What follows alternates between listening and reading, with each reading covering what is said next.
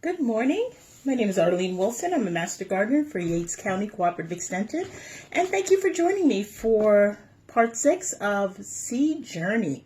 So today we are going to transplant our seedlings. Yay! So, as I had shared with you before, I'm going to show you the bad as well as the good. So I said about 25, maybe 30% of seeds germinate. So I had a bunch of seeds here. Pepper seeds, none of them germinated. Wonk, wonk, sorry for me. And I also had another set of cantaloupes seeds in a bag that did not germinate. The seeds were old. I've had them 3-4 years. And so sometimes things just don't work out.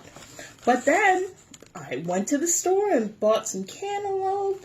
And I said, well, let me throw a couple of seeds in a bag and see what happens. And lo and behold, I have seedlings. Yay! So today we're going to transplant cantaloupe seedlings, our tomato seedlings, which we have 3 or 4 of, and pepper seedlings. And my pride and joy, my okra seedlings have done very well, and you will see them up close.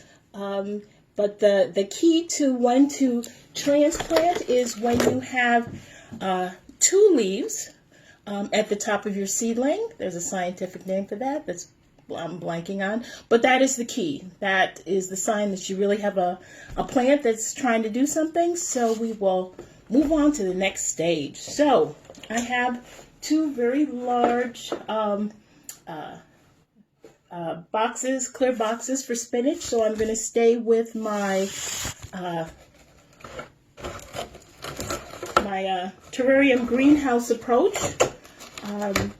We had that lovely warm week a week and a half ago, and a week ago Saturday and Sunday was beautiful out, and everybody was outside. I was in my garden, and I was looking at my soil, and I said, maybe I could get an early start. Don't fall for it. Don't fool yourself. Upstate New York, nothing before Memorial Day. And as my grandmother would say, so said, so done. So we have frost warnings all this week, tomorrow, the next day. So this is where transplanting gives you a little hope and a little optimism. So I am taking soil from a previous pot, and I'm going to put that in here. So that's going to be the first step. And I like to put some other debris in there, some other biodegradable matters, so some stems from other plants. It's all good. The other thing I like to do that I'm going to share with you as well is I like to use other reusable items. So I am putting in coffee grounds. Those are also biodegradable, and they do provide a good amount of it's either nitrogen or phosphorus, but they are a good fertilizer and help enrich the soil. And we're all in the house. We're drinking coffee. We're drinking tea. We're switching up. I also do tea as well, so you could open a tea bag and put the grounds in there. You want to make sure you take those grounds out. Those stems are a little too big. You want to take those bags out, tea bags, and all of that. That usually has been treated with chemicals, a lot of times bleach, to make them so white. And you don't want any of that residue feeding your plants that you have taken so much time to try and grow. So, okay, so I got a little layer of soil in here. Okay, so now I'm going to start with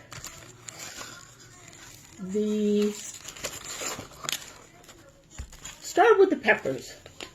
So you're gently going to take the peppers out of the container and little gently.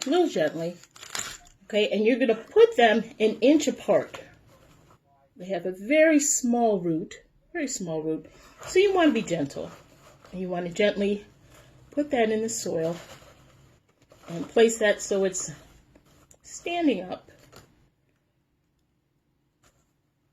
And then you want to put them or you can separate them. Sometimes they're together, and you want to separate them, again, about 1 inch apart.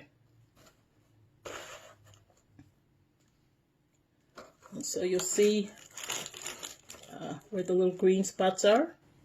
I'm putting them in the soil. Okay. Move these out so I can see them better. And you want to put them right up to where those two leaves meet. That's what you want to do, okay? You want them to grow more and more, and you want some of that stem, that little fragile stem, to turn into additional root system for the plant. Okay, so that is 3. I see 3 more. I'll put those in there. Again, you're really trying to be gentle with them. And this is where the gloves are helpful. If you're a glove person, some people like to feel them and have a sense of how strong they are. But I think the gloves not only keeps me neat and tidy, but it also helps me be a little more gentle with them. And again, just trying to put that soil right up to the leaves. All right, and now we have just a couple more. And so we're going to spread them out. And so since we have seedlings now, our probability is still around, it's kind of flips. So where it used to be maybe 25–30% of the seeds will germinate, now we have lots of seedlings. So we may have 25–30% of these seedlings not make it. And that's okay. That is part of the journey. That is part of the part and parcel of gardening.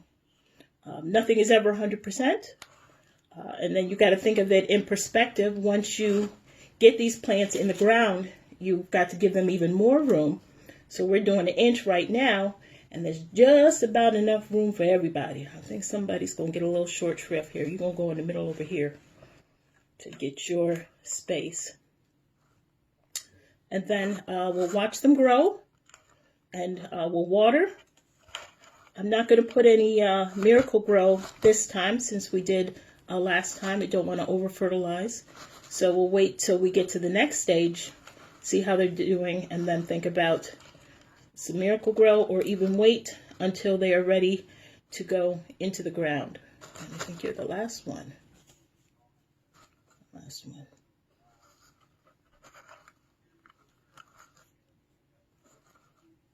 Okay, so, and then I will take the remaining dirt that was in this little terrarium thing and put this around. It's a familiar soil. It's I always like to think you like to take a little bit of home with you. So when you're a plant and you're starting out, that soil is your home.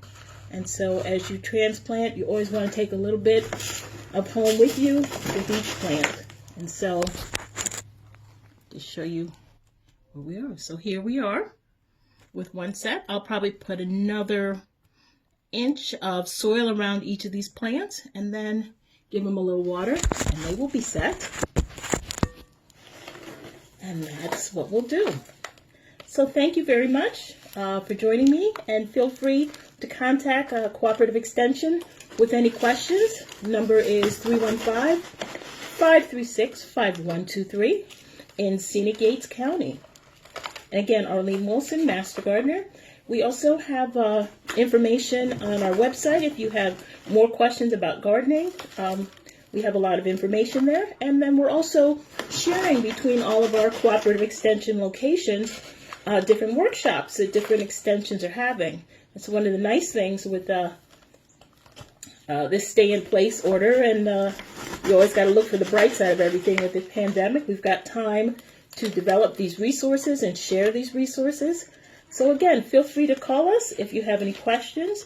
And if you've been gardening and you're in a situation or a location where you don't really have a place outside, Penn Yan has a community garden, and Dundee has a community garden, so reach out. You can contact Our Town Rocks to get information about getting a spot at the Dundee Community Garden. Carol Sutterby is always a font and a wealth of information. And you can also reach out to Cheryl Flynn, who's the Master Gardener Coordinator in Penn Yan at the Penn Yan Community Garden. So happy gardening and take care. Bye-bye.